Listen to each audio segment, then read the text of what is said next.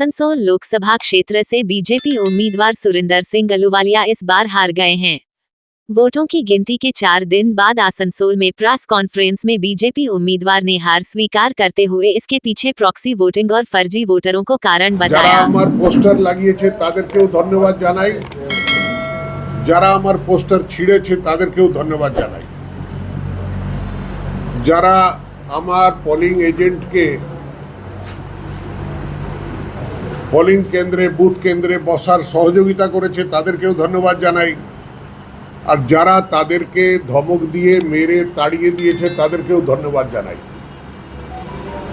এই ধন্যবাদটা কেন জানাই তার মূল কারণটা হচ্ছে যে সবাই এই রাষ্ট্রীয় পর্বে যোগদান করলেন, তাদের সংস্কার, তাদের সংস্কৃতি, তাদের পার্টির নীতি, তাদের পার্টির আইডিওলজির অনুসারে তারা তাকে অনুসরণ করে, তাদের নেতার নির্দেশ অনুসরণ করে তারা ব্যবহারটা করেছে। আসানসোল লোকসভার জনগণ তাতেই বুঝতে পারবে যে এই প্রতিনিধি নির্বাচনে তারা সঠিক ছিলেন না কিছু ভুল করেছে।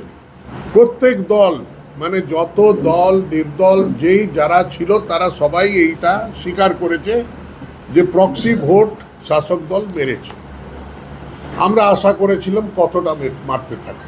একটা লোকের নাম 3 জায়গায় আছে, মানে মিউনিসিপ্যাল কর্পোরেশনেও আছে আর পঞ্চায়েতেও আছে, তেমন অনেকটা এন্ট্রি ছিল। আর এই 3টা বিধানসভা মিলিয়ে, এই 3টা লোকসভা মিলিয়ে প্রায় 1 লক্ষ লিস্টে নাম ছিল। তো আমরা চেয়েছিলাম যে কি এগুলো কম্পিউটারের মাধ্যমে তাকে চিহ্নিত করে, সময় ছিল তখন, ইলেকশন ঘোষণা হয়নি, তাকে এটা ডিলিট করা হোক। প্রায় 1 লক্ষ ভোটার এই 3টা লোকসভায়। তো এটা প্রক্সি ভোটারের মধ্যেই তারা, কেন তাদের নামে কার্ড ইস্যু হয়েছে, সব কিছু হয়েছে, যে কোনো লোক সেই কার্ডটা নিয়ে যেতে পারে আর দেখাতে পারে আর ভোটটা দিতে পারে। আমি চাইছি যে কি একটা পলিউশন ফ্রি, একটা ড্রিঙ্কিং ওয়াটার সাফিসিয়েন্ট সিটি, আর একটা ডেভেলপড সিটি, একটা ফিউচারোলজির, একটা ফিউচার টেকনোলজি নিয়ে কাজ করার টেকনোলজি, কেন কি যে ছেলেমেয়েরা স্কুল কলেজ বিদ্যালয় থেকে পাস করছে। তারপর সবচেয়ে বড় সমস্যা আছে এখানে, আপনি দেখেছেন আমাদের যে ডিস্ট্রিক্ট হসপিটাল আছে, ওখানে একটা কার্ডিওলজিস্ট নাই, একটা নিউরোলজিস্ট নাই, ভালো ডাক্তার নাই, সিটি স্ক্যান করতে গেলে, এমআরআই করতে গেলে রেফার করে দেয়। সব মিলিয়ে একটা ভালো মেডিকেল কলেজ করা যেত এখানে। দুর্গাপুরের উপরে 3টা করে মেডিকেল কলেজ আছে, অথচ আমরা আসানসোলে একটা মেডিকেল কলেজ আনতে পারিনি আজ পর্যন্ত। প্রাইভেট নয়, গভর্নমেন্টের হওয়া উচিত, যাতে কি গরিব মানুষ তাদের স্বাস্থ্য পরিষেবাটা ভালোভাবে পেতে পারে, তার ব্যবস্থা হওয়া উচিত।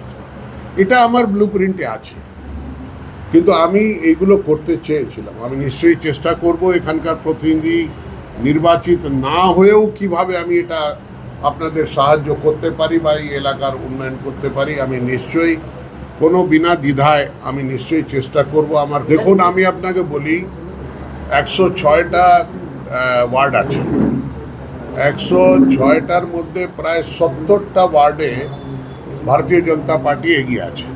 তো আমার বক্তব্য হচ্ছে যে কি আসানসোল মিউনিসিপ্যাল কর্পোরেশনে 70টা ওয়ার্ডে যখন আমি এগিয়ে আছি, তার মানেটা কী হলো? তার মানে হলো মেজরিটি। এখন রইল বারাবণীর 2টা ব্লক আর জামুডিয়ার ব্লক, তারপর পাণ্ডেশ্বরের 2টা ব্লক, আর একটা আমাদের রানীগঞ্জের একটা ব্লক, অন্ডাল ব্লক, হ্যাঁ, আসানসোল নর্থেরও একটা ব্লক, কর্পোরেশনে আছে টোটাল। তো এই যে ব্লকগুলোতে যে এই ঘটনাটা ঘটেছে, আমি আমার প্রায় 345টা পোলিং স্টেশনে আমার লোককে বসতে দেওয়া হয়।